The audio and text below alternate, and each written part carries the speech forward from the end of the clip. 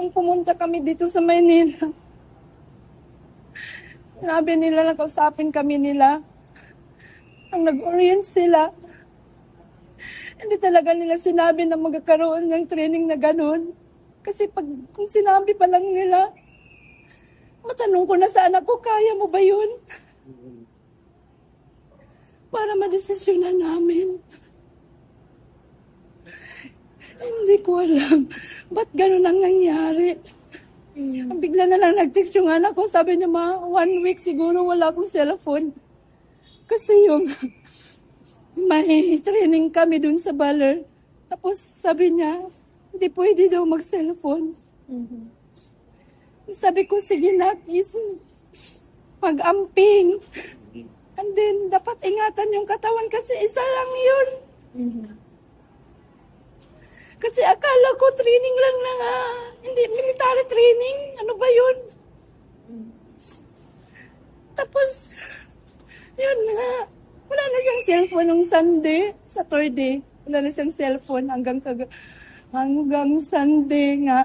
Tapos, bigla na lang may nag-message sa akin. Sinabi na, pwede pa po, tumawag ako sa iyo.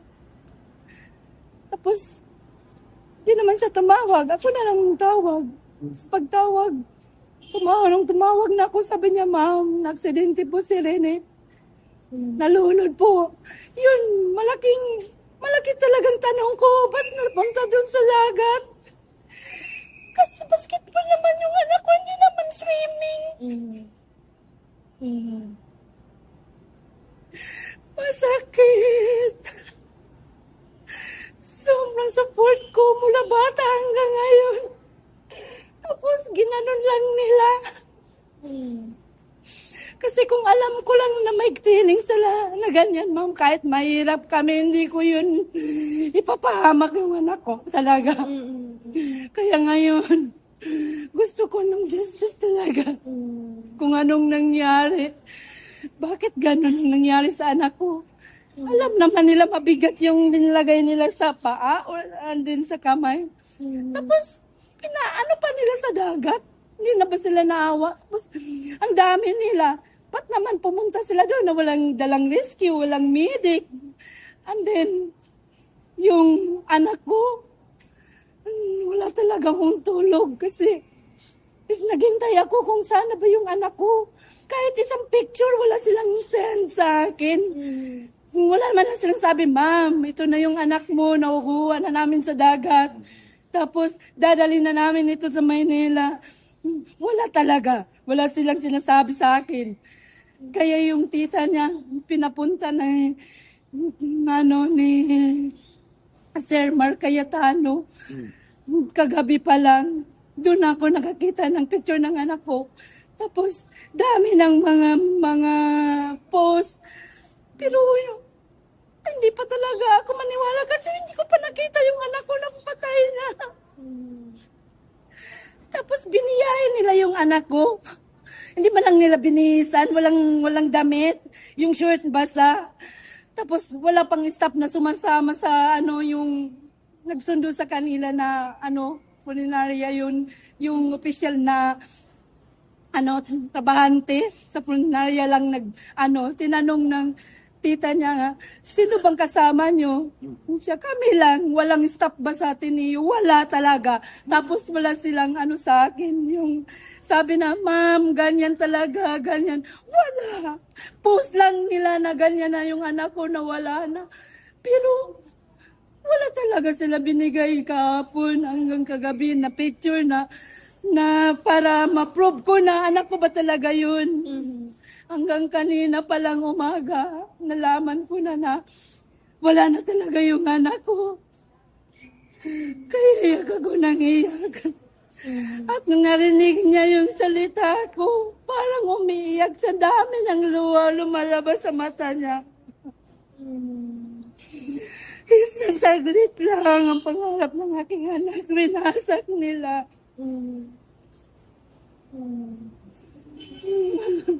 Kaya malaking tanong ko talaga, bakit? Bakit ba ganyan? Ang dami nila doon, tapos walang nag-rescue? ba't nila pinapalangoy na yung anak ko na may 20 kilos yung nabigat. May nag-reach out na po sa inyo mula sa Ateneo? Wala pa po, sir. Hindi ko pa alam. Sa tingin niyo po ba may foul play po, ma'am, dito?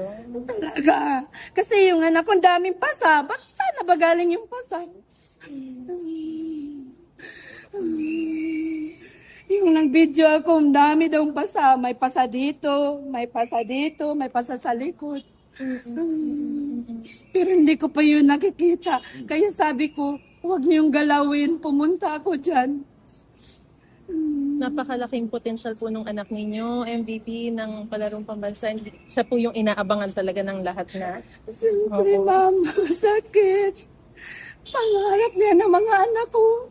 Ay, hirap kami pero sinusuportan ko talaga ang mga anak ko para makapag-aral, makapagtapos. Kasi dyan namin hinuhugot sa mga nila, talent nila, yung paghihirap namin. Tapos nauwi lang sa ganun.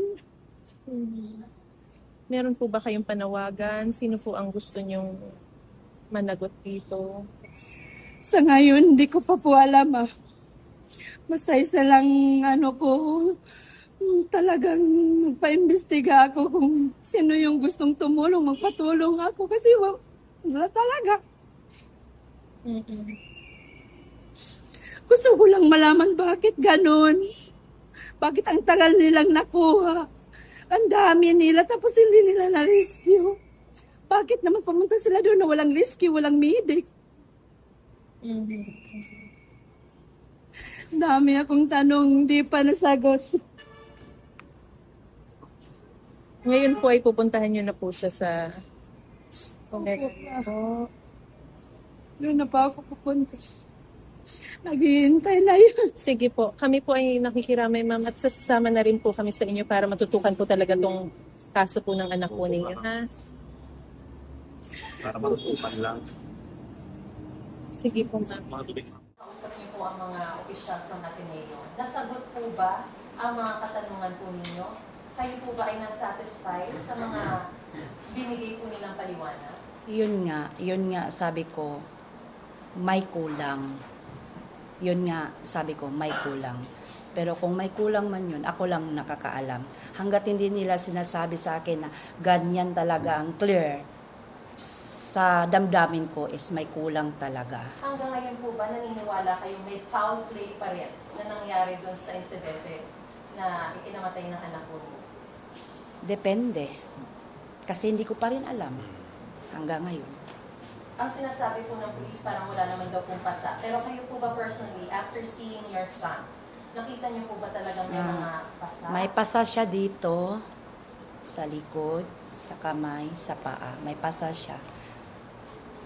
Yun lang. Anong tingin niyo po doon sa mga pasanin? Hindi ko nga alam. Yan nga, may kulang. May autopsy din. Pero nabigyan po ba ng paliwanag yung tungkol dun sa mga pabigat daw na weights na allegedly ay ikinabit? Sapat na po, meron po bang sagot doon at tanggap niyo po ba kung ano yung sagot nila?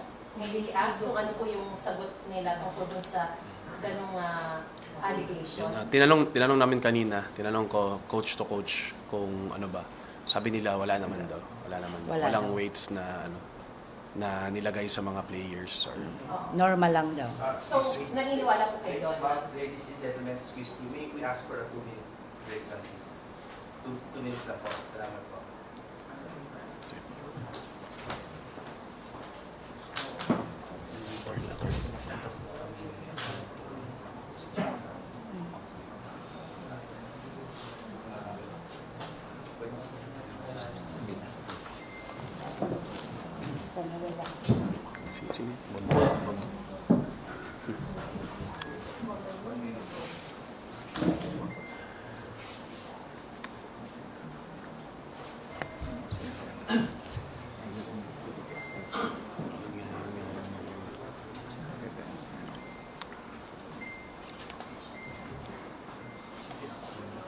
gusto naman natin ito. Kabigyan ng gusto siya. Nagkakwento na tayo kasi Pwede na, pwede.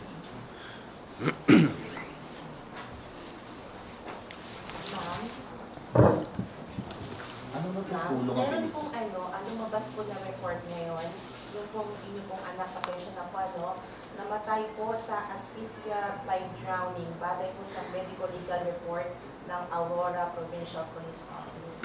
May we get your reaction? Hindi pa yan dumating sa amin na report, ma'am. Hindi pa natin nakita. Hindi pa. Wala pong ako mausap sa inyo from Aurora Police. Wala pa. Yan lang sila ngayon lang. Pero hindi ko pa sila nakausap talaga ng maayos. Asphyxiation, it's nawalan ng oxygen, nawalan ng immune. Sir, may lino kung saan po nang galing yung info na may weights kung saan po? Actually, sa social media lang din po. Social media lang din. Ma'am, nabanggit niyo po kanina na may nag-warn kumbaga dun sa Ateneo team na uinom doon kanina, baka delikado yung alon. Sino po yung taga-LGU po ba or taga-resort? And ano po yung yun? Parang nabanggit niyo, chinek niyo, tinuloy ba? Ma'am, hindi ko po alam, ma'am. Kasi yan lang narinig ko na may nagsabi daw sa kanila. Kaya tinanong ko sila kung totoo ba. Yun lang. Ma'am, anong reaction nyo na pag-investiga na rin ng DILG, ang PNP, at ang NBI? Ano pong yung reaction po na marami nang mag-investiga? Hindi pa ako makapagsalita ng ganun. Kasi wala pa talaga akong yung ang inisip ko lang na yung anak ko muna uunahin ko. Coach, sorry, Sir Guma. Based on your experience po ba, kasi nga, yun nga, ang dami talagang lumalabas sa social media ngayon na parang sobrang extensive daw talaga ng training, parang hindi siya common. Sa experience niyo po, and based on po sa narinig niyo po sa coaches, was it really out of the ordinary yung pinagawa mo sa mga players? Actually, wala talaga akong idea eh. Wala akong idea. Kasi si Rene, siya yung first ever sana na product ng Ateneo de Davao na recruited from Ateneo de Manila with under Coach Tab. So wala akong idea sa training na But Rene is physically fit. I mean, sobra. Marunong po ba siya lumangoy? Sobrang galing. Laki po yun sa Agusan. Kaya marunong yung Galing. lumangoy. Bata pa lang, walang bata dun sa amin, hindi marunong lumangoy.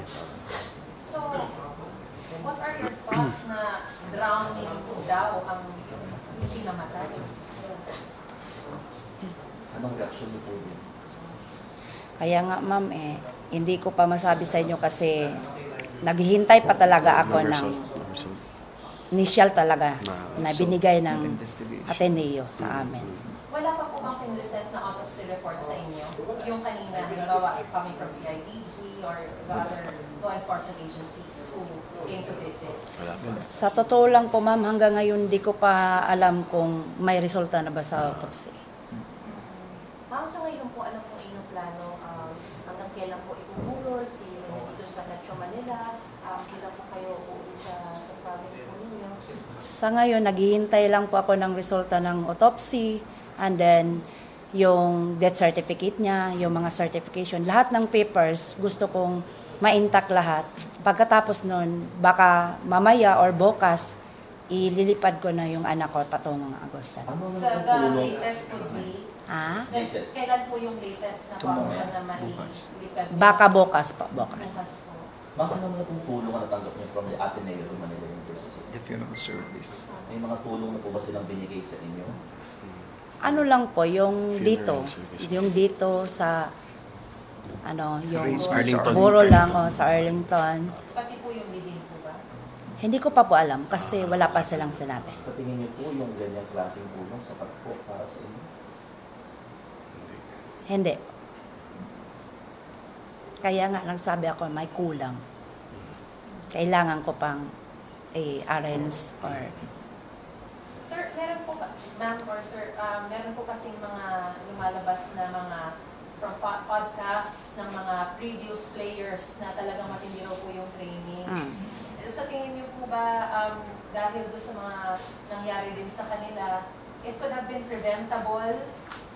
Pwede sanang naiwasan na dahil may mga ganito na rin po palang instances. Meron pa nga pong reports na naligtas lang po yung mga dati na muntikang malunod pero hindi natuloy.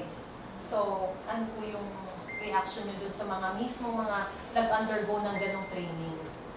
Tinanong po namin sila kanina na mayroong mga social media na ganyan. Ba't nyo pa tinuloy na dati mayroon na pala? And then, sabi nila, nag-start daw yun yung 2017, 2007. 2017. And then, yun, ginagawa nila doon. Pero, pag tanong ko ulit, wala na silang salita. Ba't sila nagbalik doon? Yung explanation po nila is, tama po na since 2017, nandun na sila sa Baler.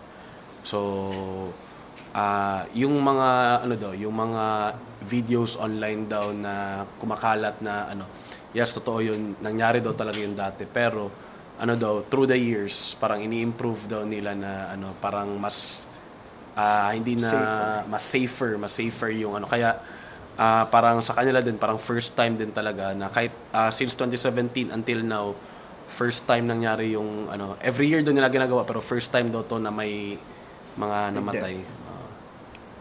Tay, pwede po ba kayong hingan din ng maikling kahit na statement lang po dito sa nangyayari? You've been very silent. Alam po namin na kayo rin po mismo ay nananagpoy at nagdadalang hati rin po. Ayaw daw niya salita. Understand? Ma'am, sabi niyo may kakulangan. Ano gusto niyo sabihin sa Ateneo de Manila University? Sana mabigyan nila ng ng complete na sa akin yung lahat na tinanong ko sa kanila. Ma-clear talaga, masagot talaga nila. Yan.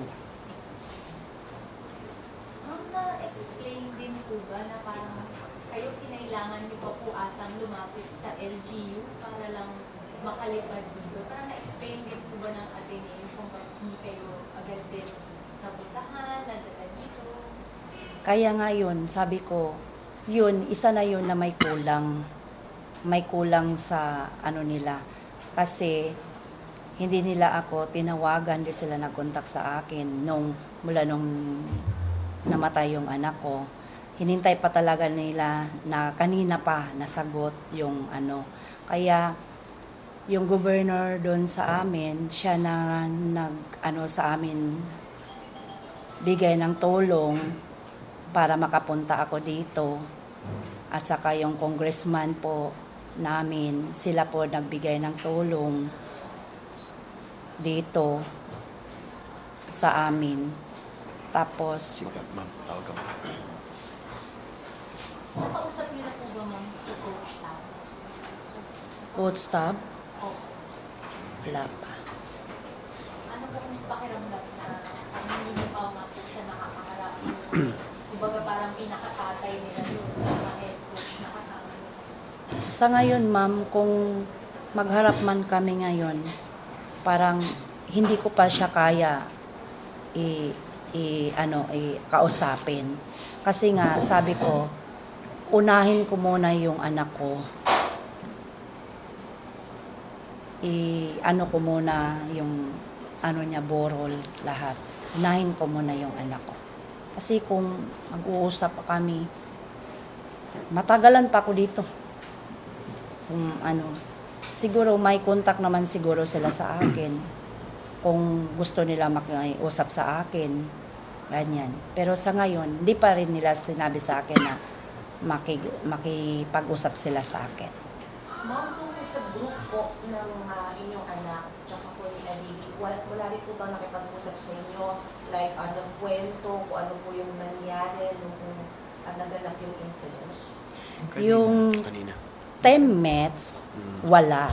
Pero yung coaches kanina, Yun yung ano, Andun yun sa- lang nagsalita sa amin. Yung po coach na yun, kasama din po sa tinutulungan. Kasama daw po siya. Yung dalawang coach. Opo. Ano po yung binanggit nila sa inyo, ma'am? Yun nga, ang aksidente lang daw talaga. Ma'am, sa pakikipag-usap niyo with Ateneo kanina, did they at least give an assurance na tutulong sila sa any plans or decisions na with regards to yung staff? Sinabi nila na kung ano daw, sila daw mag-ano ng transpo doon sa pauwi at saka dito, sila daw, magsabi lang po daw ako. Yan lang po. Pero bukod po dun sa assistance na gano'n, meron po ba silang assurance na they will also have this incident investigated? At nagbigay po ba sila ng assurance na wala silang pagtatakpan kung sakasakaling meron ng something na nangyari aside from accident? Wala. Parang wala silang sinabi kanina sa kanya. Do you want to have, or at least, yun po ba yung inaasahan nyo sa kanila? Isa din pa. Ma'am, sorry po sa tanong. Kayo po ba yung dismayadong galit sa Ateneo? Sa ngayon, normal. Kasi Namatayan. kahit sino sa atin, hindi natin niya matanggap.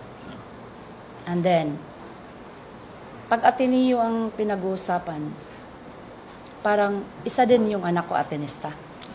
And then, doon din siya sumikat. So, ngayon, masasabi ko lang, depende na lang yun kung ano talaga ang masabi or ano ang clear, yan lang masabi ko. Ma'am, nandito po si Attorney Jimmy Bondoc. Siya po ba ang inyong legal counsel? Tumutulong. Tumutulong po, Ako tumutulong. po si Attorney Torreon. Pinadala sila ni governor para kung ano mang mga papilis na papermahan sa akin, sila yung magbabasa bago ako pumirma. Yan lang po. So, ibig sabihin, ma'am, moving forward, darating din tayo sa punto na magkakakasuhan din kung sakasakali. Hindi ko pa alam ngayon. Basta ang alam ko lang, isa lang alam ko ngayon, yung anak ko lang muna, uunahin ko. Bago ako mag-step kung anong gusto kong step. Kasi nag-asa pa ako ng exactly na nila, na bigay na info sa akin. Ma'am, pasensya na po. Sumama po kasi yung mga teammates na dito sa Press Connecto. Pwede rin po ba silang magbigay ng pahayag kung ano ba talaga nangyari dun sa... Hindi, ano yan? Players ko sa Davao. Players ko sa Davao. Teammates yan sa Davao. Players ko sa Davao. Kung meron kayong gustong ipahayag or... Aaron.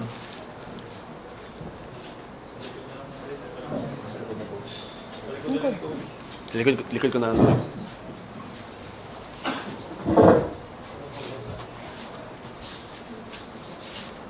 Ano daw masasabi niya about Rene? Ano masasabi niyo about Rene? Ikaw muna, Aaron. Unang-una, nung nalaman ko yung balita, napakasakit kasi teammates ko siya sa Davao at yung first na nag-enter kami ng Ateneo Davao, 3 lang po kami bago siya at si Bayan Ban. Tapos nung nalaman ko, parang napakasakit kasi parang hindi ko na siya teammate, para ko na siyang brother eh.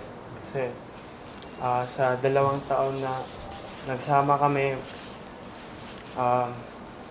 grabe yung experiences, yung challenges namin, sama-sama kami sa games or sa kahit anumang lakad, kasama ko siya palagi, ganun.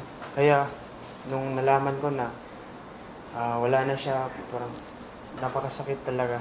Super. Ikaw naman, Damag. Para sa akin, napakasakit tsaka napakalungkot kasi knowing that Rene is such a good friend. Napakabait kasi ni Bobet. Tapos yun, nung nalaman namin gano'n lang nangyayari sa kanya. So, as teammates, alam namin kung gaano mabuting tao si Bobet. So, ayun, napakasakit talaga para sa amin. Ma'am and coach po, meron din po kasing calls ngayon. May mga panawagan po online din na sana kahit man lang habang ongoing yung investigasyon, kung pwedeng masuspend muna yung coaching staff, sila coach staff, para not naman determining guilt, pero para hindi lang din po maka-influence if ever sa investigasyon. Parang sa tingin niyo po ba, necessary po ba yun na That's not for us. may suspension na? That's not for us to decide. For me, ma'am, hindi naman sa amin to decide yan. Ang amin lang talaga is sana mabigay lang kung anong para kay Rene and sa family na mga Batergon. Kayo po, ma'am. Sa tingin niyo po ba, may masuspend muna po dapat yung mga in charge po noong sa training na habang iniimbestigahan po? That's the decision. Depende pa yun. Kasi sabi ko nga, di pa ako Decide. makapagsagot ng ganyan ngayon. Wala pa akong kasi unahin ko muna talaga yung anak ko. Maraming salamat. Magandang hapon po sa inyong lahat. Unang-una, maraming salamat sa mga kasama ko rito sa entablado, ang mga representatives ng various government agencies na nangangasiwa sa education and sports sa bayan. Kasama na po dyan yung National Youth Commission under the Department of Interior and Local Government. At of course, ang University Athletic Association of the Philippines and ang Samahang Basketball ng Pilipinas.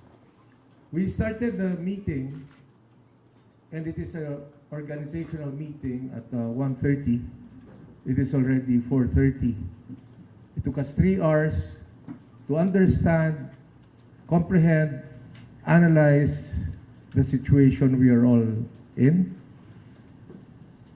Of course, nakikiramay sa pamilya ng mga nasawi at nagre-reach out sa mga lahat ng pwedeng tumulong para ma-solve natin itong problemang to. Before I read the stakeholders' statement, let me just emphasize and explain that this is not a fact-finding investigative panel. That is the role of the PNP and the CIDG and the Department of Justice. Our role is to understand what happened and to understand how and to agree that this should not happen again. So this is our joint statement. The Philippine Sports Commission thanks the Commission on Higher Education, Department of Education, Samahang Basketball ng Pilipinas, University Athletic Association of the Philippines, and the National Youth Commission for participating in the inaugural meeting of the Sports Stakeholders Panel, convened following the tragic loss of Ateneo student athletes Divine Adili and Rene Clert Baterbonia. Although preliminary, the meeting yielded several immediate resolutions and priority actions that the panel was quick to reach consensus on. We recognize the efforts of CHED in responding swiftly to this tragedy. The day after the incident, the Commission immediately commenced with a fact-finding mission to assess the conduct of the team-building activity pursuant to CHED Memorandum Order Number 63, Series 2017, Policies and Guidelines on Local Off-Campus Activities. They have also provided physiosocial support and other services to the teammates and families of Rene and Divine. These proceed in parallel with the ongoing efforts of the PNP and DILG and the NBI and DOJ to establish a clear, accurate, and comprehensive account of what happened. We support these efforts and trust that their findings will contribute meaningfully to strengthening the accountability mechanisms that protect our students and athletes. Second, while we allow due process and the ongoing investigations to take their course, the stakeholders panel believes that this conversation extends beyond student athletes and a single incident. At its core, this is about protecting athletes and ensuring that sports is a safe, credible, and empowering environment for all. Rene, Divine, and their families saw sport as a pathway to a better future. For many Filipinos, especially, sports is a means to education, personal development, and social mobility. For this reason, this tragedy compels us to strengthen sports governance at every level. Coaches wield tremendous influence over the lives and development of athletes.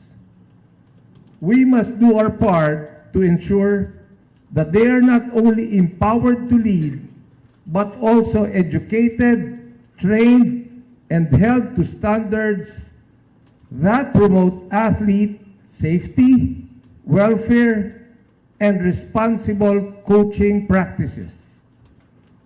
We will push for the enactment of law regulating the coaching profession, including the establishment of a national registry mandatory licensing certification, and continuing professional development requirements for coaches and sports professionals. We support the proposed Sports Coaching Act, House Bill 2631, filed by Congressman Michael D. Implementation must be undertaken in partnership with the national sports associations, educational institutions, and other stakeholders. Number 2, we shall establish more robust safety standards, risk management protocols, and emergency response capabilities across all levels of sports, including standardizing safety protocols on the conduct of athlete training programs. As part of the effort, the PSC is currently working with the Philippine Life Saving under the guidance of Surf Life Saving Australia, something we have discussed a few weeks ago, to expand water safety education, certification, and preparedness programs for sports personnel. Athletic excellence must be pursued within the systems that are safe, accountable, and worthy of public trust. Let the memory of Rene and Divine fuel our resolve to exact accountability where it is due, to protect our athletes, and make sure that this tragedy never happens again. We express our deepest sympathies to the families and to the loved ones of Rene and Divine. We stand with you and we are here for you. Be assured that we will likewise relentlessly seek the truth that you deserve to know, and our doors are open for any assistance we can provide. We cannot undo what has happened, but we can ensure that this loss is not without purpose. The most meaningful way to honor Rene and Divine is to commit ourselves to legacy reforms that build a sporting environment worthy of every athlete who entrusts their dreams to it. Thank you very much. We are now open to questions. Thank you, Chairman. The floor is now open for questions. For an orderly proceeding, please raise your hand. Wait to be acknowledged. Kindly mention your name and your media affiliation before asking the question. Good afternoon po. Question for Chairman. This is Luisa Morales from One Sports. Chairman, at this point po ba has the PSC reached out to the family in terms of offering maybe assistance in whatever way, especially po sa family ni Divine who is of course in Nigeria po? Yes, Luisa, thank you. Every time something like this happens, it is SOP on the part of PSC to support and reach out to the families. During the earthquake in Cebu, where 6 basketball players and referees died, tumulong po ang PSC dyan. Nung namatay po yung isang atletang nagtitraining para sa palarong pambansa, tumulong po ang PSC dyan. As a matter of fact, after this press conference, ako po ay patungo sa makikiramay sa Arlington. Kasama ko po si Secretary General ng Palarong Pambansa and USEC Malcolm Garma para makiramay sa pamilya.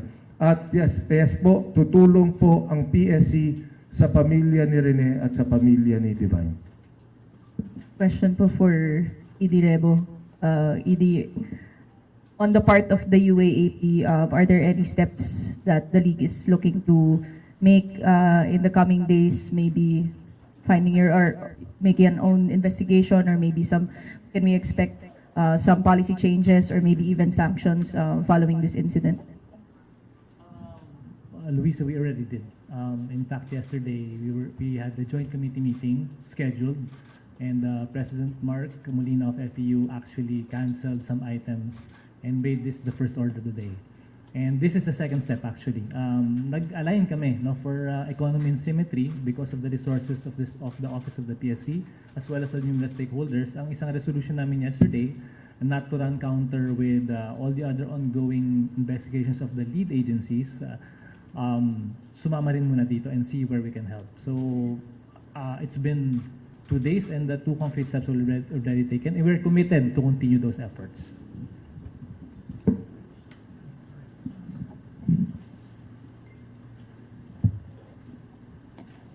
Paige Javier, ABS-CBN. ED Rebo, I know may ongoing investigation. Is the UAAP doing its own probe parallel to what's already ongoing? Again, for economy and symmetry, we decided muna to wait. For context, I'm sure that you're aware of previous incidents before. Just to clarify that in those cases, we have waited for the official reports, all of them. And of course, we would like to hear from the concerned parties as a part of elementary due process. And so, kahapon was organizational, today was also organizational, and meron naman kaming narating at may resolutions na intact. So yun muna po, masabuti mag-align muna tayo, wait for the reports, align with this panel. Ngayon kung kulang, of course, insofar as our bylaws are concerned, then maybe we can also study that option. But for now, I'm sitting here as part of the panel in this, which does not only affect Rene and Divine, but as mentioned, not just student athletes, but all athletes in general. Good afternoon po. This is Philip Batel of Rappler. My question po is for ED Rebo. ED, question po. Since we've had the unfortunate thing of many of our student athletes have passed away during these past few seasons, is the UAAP looking at a policy na perhaps sa training magkaroon ng requirement like a safety officer or person who needs first aid, who knows first aid to attend to these kinds of incidents? Okay, thank you for that question. In fact, first of all, this incident is very different from the previous incidents that you've mentioned. And I'm very happy and excited actually to announce that I was part of the Philippine Heart Association convention, and may concrete steps kami. Ako, Attorney Ingles was there, and Dr. Canlas was there, among other experts. And one of the calls that we or recommended to the individual member schools is to have the mandatory AEDs, So yun ang importante. Those are concrete steps that we're taking. Not expecting that something like this would happen. So same thing, in terms of crafting these policies, you have to understand also that as an athletic association, we try to give reminders to our member schools. But ang talagang focus namin, and the Office of the Executive Director is really in the holding of our events. So pag tayo nagpalaro, for sure meron dalawang AED. So yun ang primary focus. Not to dismiss yung off-school campus activities, but really yun muna ang pangangalagaan namin. Then again, yun nga, kaya nga po ang tanong kanina, what are their gaps and what are the existing policies kung pwedeng baguhin, tingnan natin kung kakayanin. At we appreciate the gesture of Chairman Pato. I think it is very important, friends, to understand yung role ng bawat isa rito. And I'd like to request Undersecretary Malcolm, who is also the Secretary General of Palarong Pambansa, to help explain the framework. Lalo na nag-mention tayo ng mga memorandum order and yung mga joint policies ng CHED and the DepEd. Thank you, Chairman Pato. Good afternoon to everyone. So we all know that Rene was a product of the Palarong Pambansa, and we know for a fact that our collegiate players, the varsity players, most of them actually came from the Palarong Pambansa. So our stake here as the Department of Education is really part of the solution is to make sure that our products in the Palarong Pambansa, who are the products of our basic education, would be given and provided with a safe environment for their training and during the playing of the respective events. So, importante po na hindi lamang po ito tignan sa pananaw ng higher education at sa pananaw ng sports, but really to connect everything in terms of our sports development program in the country, coming from the basic education. So, I think this is something that will assure our parents, yung mga magulang, ang ating mga atleta, na sinisiguro ng ating pamahalaan yung kaligtasan nitong mga atleta, hindi lamang sa basic education hanggang sa sila ay maging kolehiyo at maging professional. Mark Sarawar, GMA7. In my previous podcast, Chair, may Ateneo basketball player na rin na nag-intimate ng ganitong sa Baler na ganitong training, and the description by him was it was a deadly training by the same coach. So ano po ang sense ng Sports Commission dito? Is this standard training? Is this standard coaching style? Hanggang saan lang? Kasi parang pang fraternity ang sabi nila ang style of training na ginawa in Baler, at of course itong nangyaring last incident that killed two players. Ano pong sense ng commission? Ang sense po ng commission diyan, definitely hindi po yan standard. Definitely wala po yan sa policy ng Philippine Sports Commission, and I'm sure wala sa policy yan ng UAAP, wala yan sa policy ng Palarong Pambansa, wala po sa policy yan ng kahit sinong NSA. That is maybe the philosophy of a program that is in place. That is their style and their prerogative. But having said that, what is important po is now we are given the opportunity to review saan ba yung mga loopholes sa bawat patakaran ng bawat ahensya. Ang importante po kasi, bakit kami nag-meeting today, is we want to tell the family, we want to tell the mother of Rene, and we want to tell the people of Agusan that hindi lang po kami nakikiramay, may gawagawin po tayong aksyon. As I speak, I've coordinated with Secretary John Vic Rimulya in the last 24 hours. Ito po yung ating mga kasama sa CHED, DepEd, UAAP, National Youth Commission at PSC, nag-meeting na. Meron po kaming pinag-usapan kanina that we will make ourselves available in the next 72 hours para lang siguraduhin na kung kailangan kaming panayam sa ibang ahensya ng gobyerno, nandito kami. Pangalawa po, I was informed by the UAAP Executive Director na ang eskwelahang Ateneo ay open na maimbitahan sa panel na ito. Kaya po sila hindi na imbitihan ngayon because it is an organizational meeting. It is a message to everyone that we, the government agencies involved in sports and education, we are all together in making sure that we address this problem once and for all. So in the soonest possible time, after they go through the different inquiries from the other government institutions, this panel will definitely invite the Ateneo de Manila for their side of the story. And alam ko po na si Chairman Shirley Agrupis ng CHED na nagsabi lang na anniversary nila ngayon. That's why she sent 4 representatives from the Commission on Higher Education. They already had the meeting with Ateneo yesterday. And that the process is ongoing. Hindi po binabaliwala ng mga taga-gobyerno ang problemang ito. At meron pong makakausap ang mother ni Rene in solving this problem. Yan lang po ang masasabi namin. May nag-reach out, follow-up lang, nag-reach out na po ba kayo dun kay Coach Tab to have him explain kung ano yung wisdom ng kanyang coaching style? May nag-reach out na, kausap niyo na ba siya to explain yung kanyang coaching style? On the part of the UAAP, I mean, kasi just like any, of course, this is a very tragic incident, no? But first, unang-una, the Ateneo requested for privacy and space, no? That's very important. But of course, something tragic happened.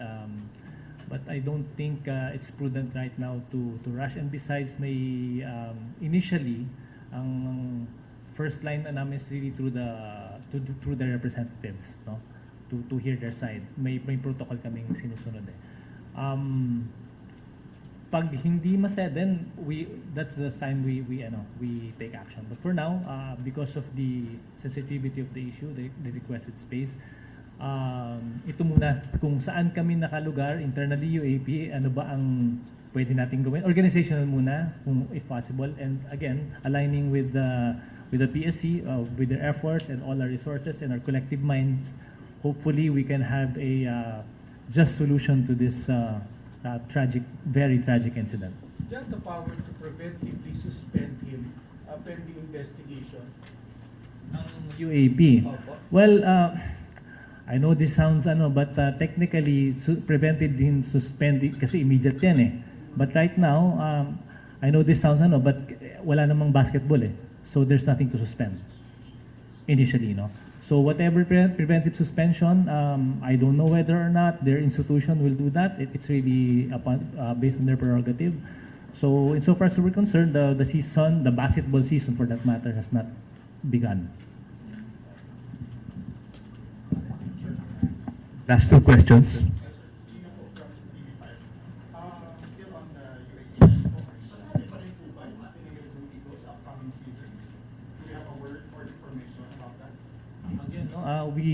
We go where the evidence leads. We are now in the process of gathering information, waiting for official reports that have been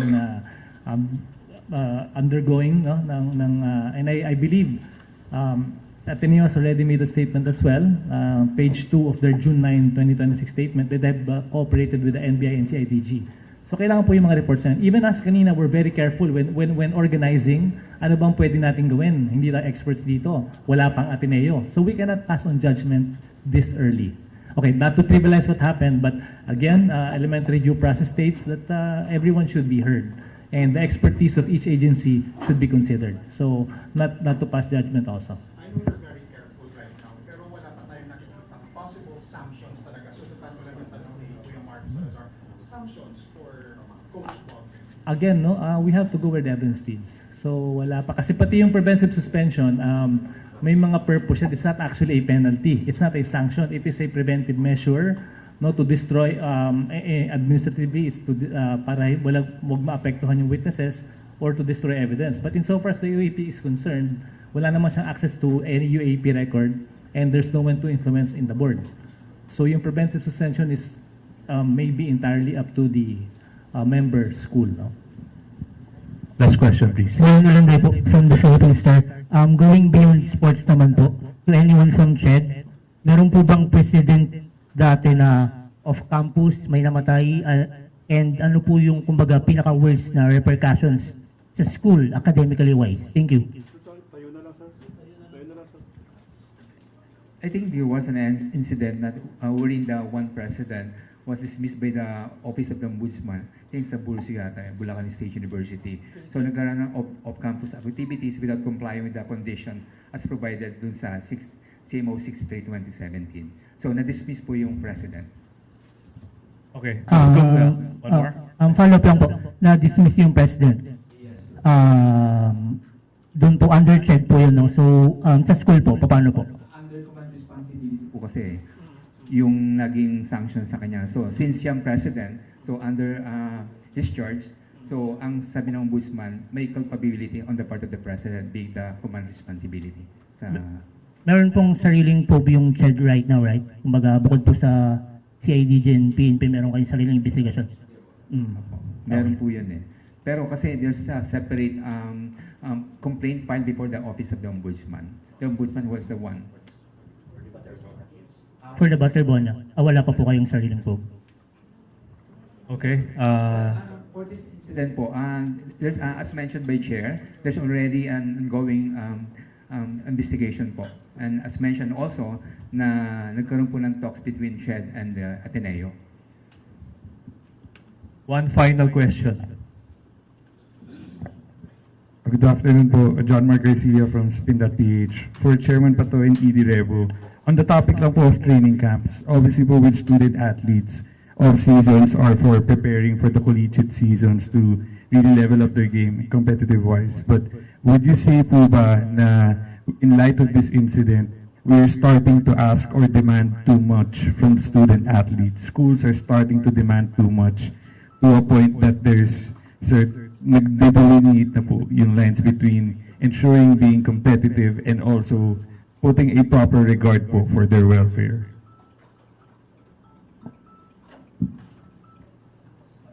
You know, I've been through that for the longest time. No? Prior to my appointment, I've been helping so many university teams and professional teams in preparation for all big tournaments. I've been helping national teams from boxing to rowing to basketball and even UAAP basketball. I must admit that. But this is the realization today that we need this framework and we need these policies moving forward. Hindi talaga pwedeng paubaya lang sa kanya-kanyang quote-unquote diskarte yung training moving forward. And masakit man aminin na nangyari ito and now it's a realization amongst us. But rest assured, we will definitely address this situation as soon as possible. And nakita nyo naman po, sabi ko nga, it is very important for us to see you here. It is very important for the people, the Filipino people, to see us here. It is because we will do something about it at the soonest possible time. Dalawa po ang tracks ng problemang ito. Yung track na nandoon sa criminal and police investigation na wala po kaming kinalaman, at pangalawa yung track ng sports and athletic education programs kung paano po natin papatibayin at paano maiiwasan itong problemang to. Because there are thousands of teams, thousands of schools doing all these programs, training programs before competition starts. And definitely, with the support of DepEd, CHED, UAAP, sa mga basketball ng Pilipinas, and all other NSAs, kami po sa PSC ang pwedeng magtaguyod ng framework na to in cooperation and in partnership also with the legislative branch. Kaya nga po, sabi nga po, kaya po namin pinoint out yung bill na final ni Congressman Mike D. Kasi meron na po yan eh. Isinusulong na lang natin. And maybe this is a good time to really pursue all of this. Okay, closing statement from Chairman. Is it okay? Or from Yusek? Well, once again, maraming salamat po sa pagdalo nyo. Alam ko matagal kayo naghintay. But it is the gesture, no, na government, did you react right away? UAAP, are you cooperating with government to make sure that we address this? The answer to these questions are yes and yes. Are we going to talk to Ateneo? Yes. Is Ateneo willing to talk to us? Yes. Are we reaching out to the family, to the mother of Rene? Yes. Are we going to help the family? The answer is yes. Okay. Yun lang po ang gusto naming maunawaan ninyong lahat. Kasi lahat po tayo nagdadalamhati at ang pinakamasakit na maisip ng mga tao is we are indifferent in all of this. And because we know that we need to address this situation at the soonest possible time. So maraming salamat po sa inyong lahat. Hanggang sa muling pagkikita. This concludes our media briefing for today. Thank you very much for your time and for helping us disseminate accurate information with the public.